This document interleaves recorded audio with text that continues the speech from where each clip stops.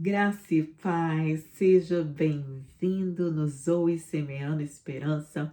Hoje estaremos lendo uma palavra, um ensinamento precioso de Jesus, que está em João, capítulo 15, do versículo 1 ao 11. Se você puder pegar a tua Bíblia e acompanhar este ensinamento, que o Espírito Santo vai trazer renovo para a tua vida, vai trazer um ensino para ti, para que tuas forças sejam renovadas, para que tu possa permanecer nele, o único que é fonte de vida, o único que pode saciar a nossa sede, que nós possamos encontrar na palavra do Senhor a satisfação para nossa alma, amém? Enquanto você pega a tua Bíblia para nós podermos ler essa passagem de Jesus nos ensinando, vou fazer uma oração aqui rápida. Senhor Deus, obrigada por esse dia, pelas nossas vidas, pela tua palavra, pela tua promessa, pela tua presença. Fala conosco, Senhor, através da tua palavra e do teu Espírito Santo, em nome de Jesus. Amém. Então, vamos começar a ler. Nós vamos estar lendo do capítulo 15, do versículo 1 ao 11. É uma passagem bem conhecida, mas eu espero que o Espírito Santo traga como bálsamo a sua alma e traga renovo à tua mente através dessa palavra, amém? Jesus disse assim: Eu sou a videira verdadeira e meu pai é o agricultor. Todo ramo que estando em mim não dá fruto, ele corta, e todo ramo que dá fruto, ele poda, para que dê mais fruto ainda. Vocês já estão limpos pela palavra que tenho falado. Permaneçam em mim e eu permanecerei em vocês. Nenhum ramo pode dar fruto por si mesmo se não permanecer na videira. Vocês também não podem dar fruto se não permanecerem em mim. Eu sou a videira, vocês são os ramos. Se alguém permanece em mim e eu nele, esses dará muito fruto, pois sem mim vocês não podem fazer coisa alguma. Se alguém não permanecer em mim, será como um ramo que é jogado fora e seca. Tais ramos são apanhados e lançados ao fogo e queimados. E se vocês permanecerem em mim, e minhas palavras permanecerem em vocês, pedirão o que quiserem e serão concedido. Meu Pai é glorificado pelo fato de vocês darem muito fruto, e assim serão meus discípulos. Como o Pai me amou, assim eu os amei. Permanece no meu amor. Se vocês obedecerem os meus mandamentos, permanecerão no meu amor, assim como tenho obedecido os mandamentos do Pai, e em seu amor permaneço. Tendo dito essas coisas, para que a minha alegria esteja em vocês e a alegria de vocês seja completa. Louvado seja o nome do Senhor pela palavra dele, amém? O Senhor Jesus está aqui nos ensinando que ele é a videira e nós somos os ramos. E assim como qualquer ramo que se corta de uma árvore, ela não sobrevive por si própria. Ela não só não dá fruto, mas como ela seca e morre, assim somos nós em Cristo, se nós não permanecermos nele. A palavra permanecer aqui, eu olhei no dicionário grego, significa ficar, significa habitar, significa viver, ter uma intimidade com Cristo, ter uma comunhão com Cristo, viver em Cristo, habitar em Cristo, ficar em Cristo, permanecer. Essa que é a palavra. Esse que é o ensinamento que Jesus está nos dando aqui. Tu queres dar fruto? Como que eu dou fruto? Permanecendo em Cristo. Parece simples, né? Mas é isso. É permanecendo em Cristo, permanecendo no seu amor. E ele fala: aquele que me ama faz o quê? Obedece a minha palavra. Ou seja, você permanece em Cristo, você permanece na palavra, você permanece em comunhão e assim você dará frutos, dará muitos frutos. Serão realmente os meus discípulos, meus seguidores, serão realmente, viverão realmente a alegria, porque ele fala aqui que terá alegria completa, alegria plena, que é a alegria da salvação, que não depende de circunstâncias.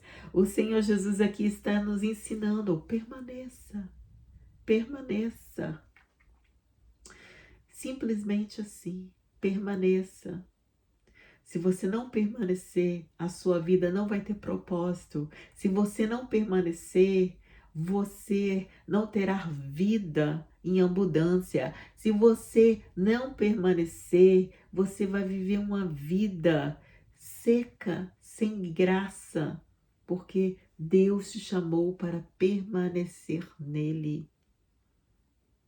Lá no versículo 16 fala assim: vocês não me escolheram, mas eu os escolhi para irem e darem fruto, fruto que permaneça, a fim de que o Pai conceda a vocês o que pedirem em meu nome.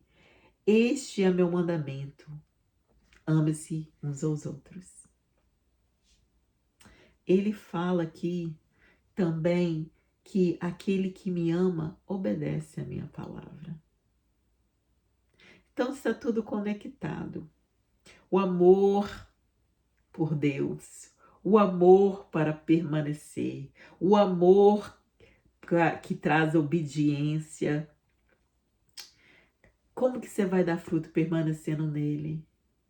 Como esses frutos são vistos? Através da tua obediência à palavra, através da sua vida de santidade, uma vida que glorifique o nome de Deus, uma vida pacífica, uma vida que se alegra com que Deus se alegra, que ama aquilo que Deus ama.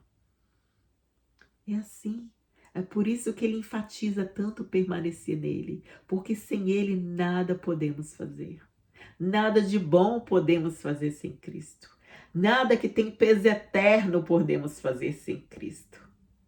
Não adianta vivermos os nossos planos, correr atrás dos nossos desejos, da nossa ambição, no que queremos, viver de acordo com a nossa vontade, com o nosso prazer e não permanecer nele e no fim dar por si que isso tudo foi vaidade e viver e acabar numa morte eterna, viver sem propósito. Deus está aqui nos chamando a permanecer nele, a fonte da vida, para que nós possamos dar fruto. E outro aprendizado muito importante que tem aqui é que Deus vai podar aqueles que deram fruto. Vai ter estação das nossas vidas. Este processo de limpeza que Deus faz da nossa vida, em que nós não estaremos vendo fruto porque nós estamos passando pela poda. Meu esposo é português. Estive em Portugal há pouco tempo. Quase todas as casas em Portugal têm videira, porque está na cultura dele. A maioria das pessoas, principalmente aquelas pessoas que vivem em vilarejos, eles têm videira porque eles fazem seu vinho caseiro, está já enraizado na cultura deles. E o que eles têm que fazer? Quando acabou de dar fruto, eles têm que podar. Eles têm que podar os ramos. Porque senão cresce e não vai dar fruto, vai enfraquecer. Os ramos enfraquecem. E no outro ano pode até dar folha, mas não dá fruto. E Deus não nos chamou para dar folha, Deus nos chamou para dar fruto. Porque é o fruto que vai glorificar a Deus. E a gente pode até levar lá para Gálatas, o fruto do Espírito. Nós temos dado este fruto. Paz, amor, alegria, fé, bondade, benignidade, mansidão, domínio próprio. A gente tem dado esses frutos? Se não temos dado, por que não?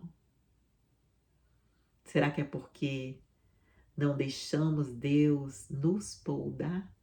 Porque às vezes a gente até permanece na videira.